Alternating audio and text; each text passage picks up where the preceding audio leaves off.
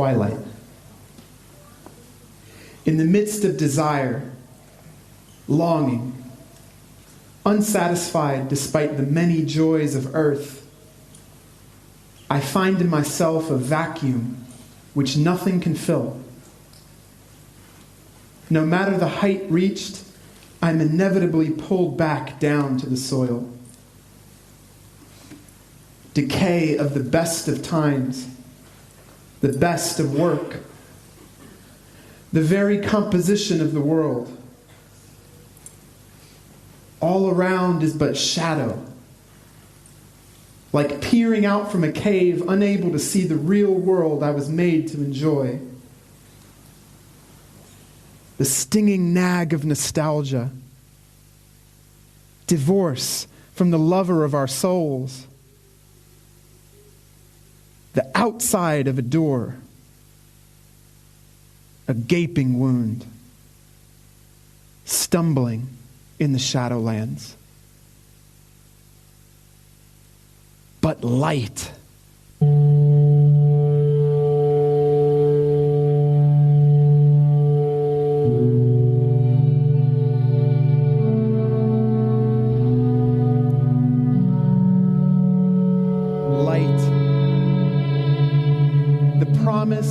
An awaited star which appeared and stopped over the seemingly insignificant.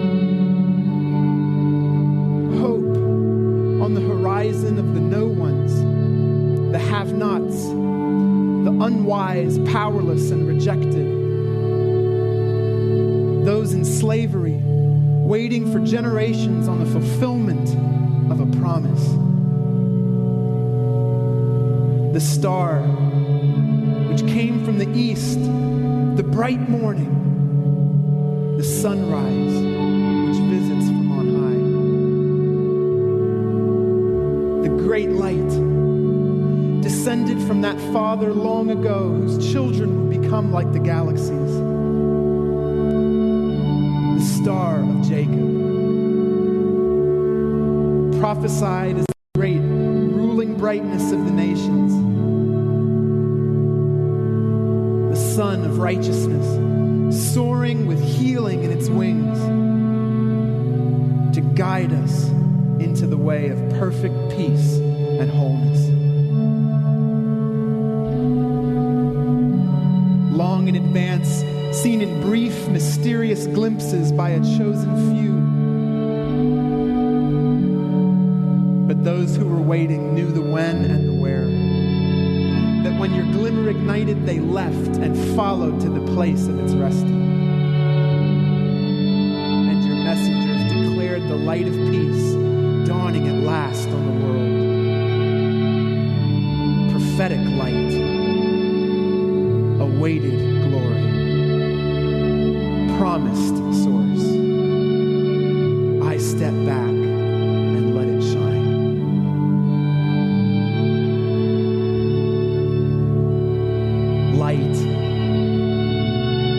Light which you are to the world. Light which enlightens all and is the life of men made flesh. Dwelling among us. Pitching your tent in our shadowy camp. The blazing glory we have seen and touched and borne witness to, who walked among us. Whose face shone around us. Full light, which existed before all and gives fullness to all other lights, who pierces the very center of history, in whose brilliance all else lacks luster. The torch by which we see who we really are. The lantern of a good shepherd that came to his flock and gently lighted the path through the valley, but whose voice we preferred not to hear. The fire that came to separate dark from day and the children of each, who was content to be contained so he would not consume, who could have commanded dazzling angel armies, but instead allowed his flame willingly to be snuffed out so that we could have his fire within us. You, the uncreated, shaped in a womb that you yourself had shaped, were birthed into creation to redeem it to your heart. Who descended into darkness, arose, ascended, and will return. Incarnate light, veiled glory, heavenly source. You stepped in and let it shine.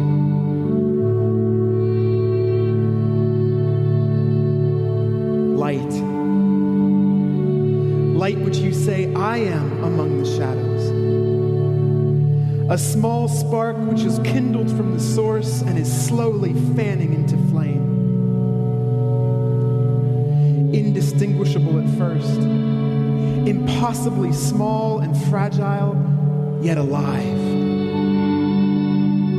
Step after step, walking in the greater light, it grows like the dawning of day. We have fellowship with you and with each other. Contours gain color. Shapes take form. Surroundings sharpen to be seen. Blindness becomes vision. Then, a city no longer hidden, but shining effortlessly, naturally, freely, from the coming together of individual lights. A society of flames, a gathering of lamps, driving out darkness through the simplicity of their being. A flame caught up in the bones, firing up the heart, unquenchable, imperishable. Sunrise, dawning on the horizons of understanding, illuminating the shadow, emanating from the depths of a grateful soul, spilling over into thoughts, words, deeds, children, sons, daughters of light, saints, inheritors of the day, brilliance not of our own, light which we would blush to desire, but which is made ours by a gift. Reflected light, borrowed glory, another source. We step out and let it shine.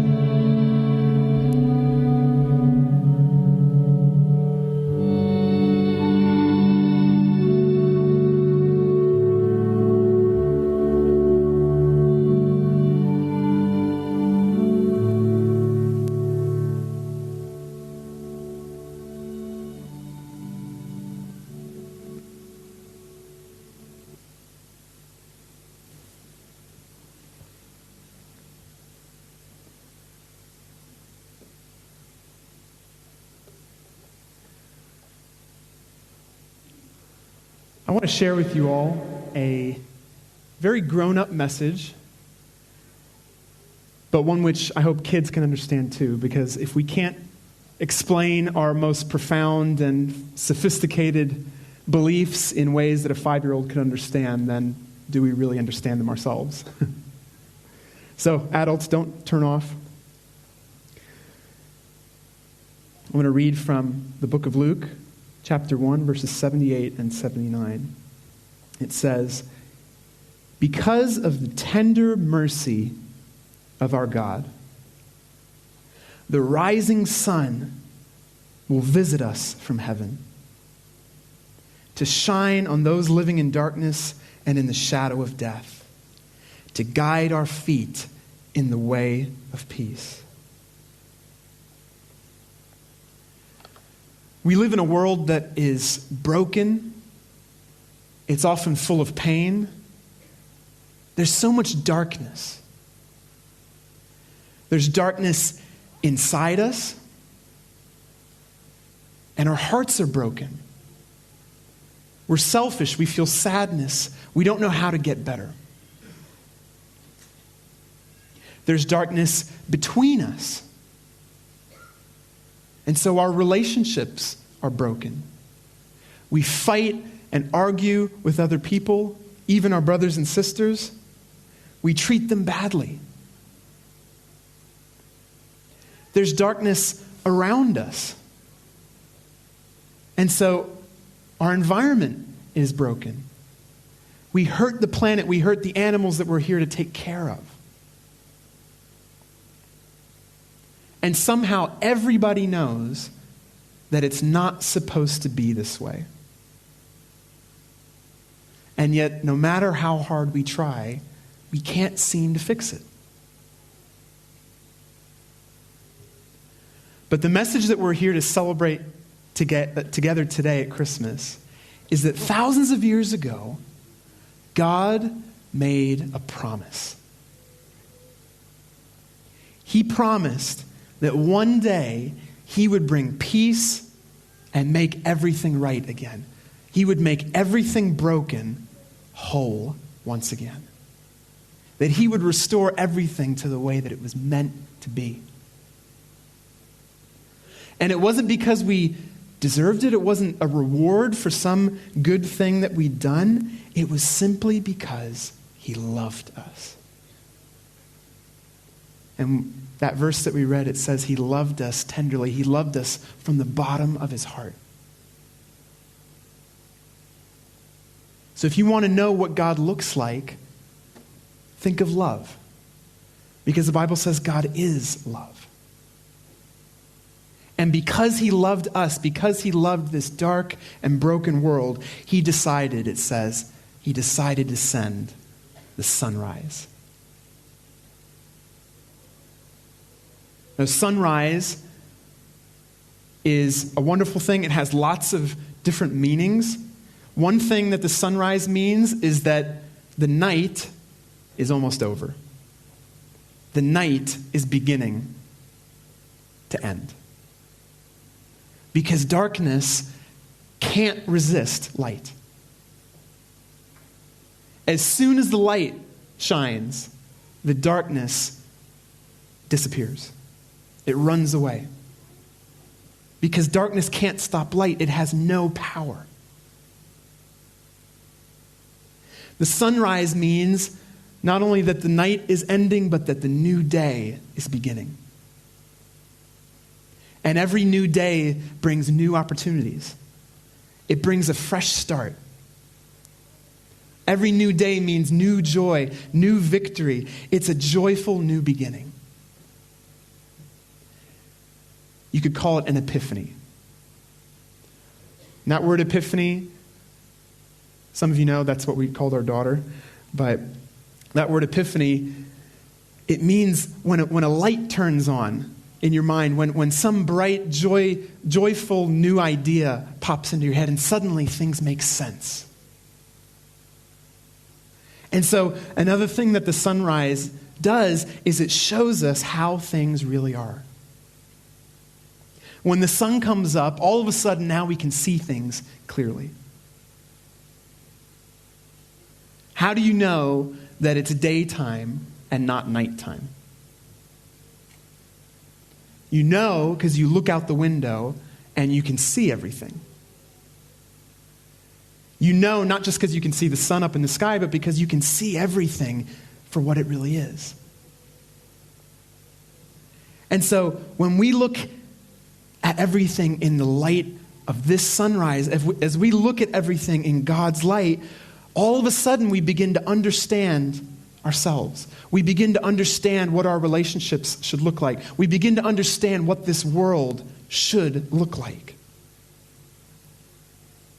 We need that light in order to treat ourselves and other people and the world around us the way it's meant to be. And without it, we're lost. Without it, we're stumbling around in the dark. We don't know how to use anything. And this sunrise isn't just any sunrise. This sunrise, it says, will visit us from heaven. This is a sunrise that visits us. Only people make visits. And what this means is this sunrise is a person. A person from heaven who shines light on everything. Another place in the Bible calls him the Son of Righteousness, the chosen one, the Messiah, who's coming to fulfill God's promise. And his name is Jesus. The light of the world. And it says he's bringing light to those sitting in darkness and death. The bad thing about darkness is that you can't see what you're doing. You can't see what's in front of you. You can't see where you're going. It makes everything hard. And so when you sit down, it's a picture of being tired, being worn out, feeling like giving up, feeling like you've lost all your hope. But it says this sunrise has come to guide us into the path of peace. This sunrise came to do what we could never do. We can light candles, we can turn on light bulbs, but we can't make the sun. When the sun rises, all the darkness disappears. It finally shows us everything clearly. It shows us how to make things right, how to make peace. Only then, only when the sun rises, can we get up and walk. Only when the sun rises can we see and we can head in the right direction. And this sunrise brings us hope. That's what Jesus did. Jesus wasn't just like a candle flickering in the wind. Jesus is the rising sun. Absolutely nothing can stop the rising of the sun. When he was born, it was like that first moment when you see the sun peeking over the horizon. And when you see that, you know for sure the day is coming. The night is ending once and for all. Nothing can stop it. You can finally have hope. The wait is over. The new day is arriving. And so this sunrise brings us hope that we could never make for ourselves. Because Jesus was born and he's alive today, it means we can have hope that nothing in life, no matter how deep the darkness is, nothing can take it away. The sunrise is invincible. And so today we celebrate Jesus is the risen Son who's brought a new day, who's brought light to those who are sitting in darkness. And if we follow him, we can have a hope that nothing is able to overcome, not even death.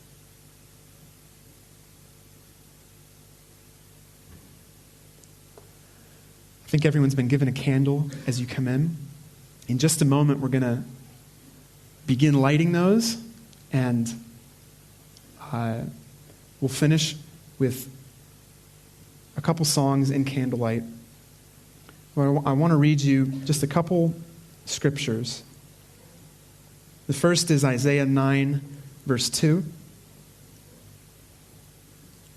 It says, "The people walking in darkness have seen a great light. On those living in the land of deep darkness, a light has dawned." And then John chapter 1. In the beginning was the Word, and the Word was with God, and the Word was God. Through him all things were made. Without him nothing was made that has been made. In him was life. And that life was the light of all mankind. The light shines in the darkness, and the darkness has not overcome it. The true light that gives light to everyone was coming into the world. He was in the world, and though the world was made through him, the world did not recognize him. He came to that which was his own, but his own did not receive him. Yet to all who did receive him, to those who believed in his name, he gave the right to become children of God. Children born not of natural descent, nor of human decision, nor a husband's will, but born of God. The Word became flesh and made his dwelling among us. We have seen his glory, the glory of the one and only Son who came from the Father, full of grace and truth.